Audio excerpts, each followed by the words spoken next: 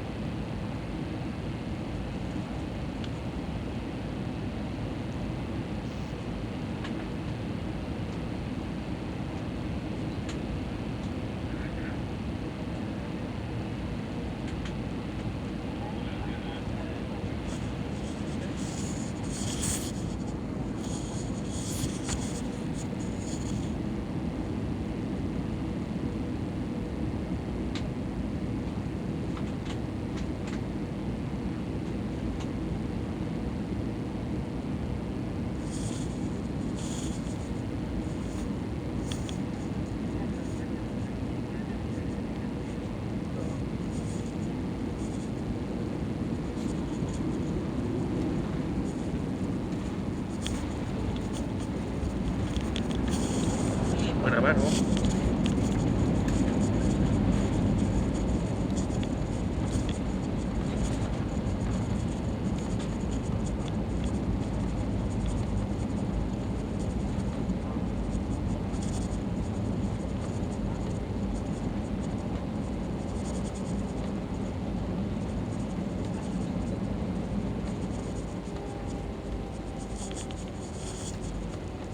Muchas gracias por elegir volar con LATAM. Para su seguridad les pedimos que permanezcan sentados hasta que la señal de cinturones se apague y su fila sea llamada a desembarcar.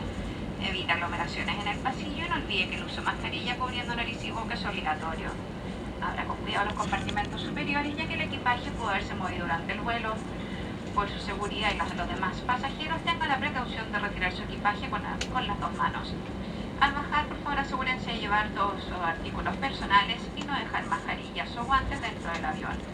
Desde ahora pueden usar sus equipos electrónicos con normalidad. Recuerden que con los beneficios de nuestro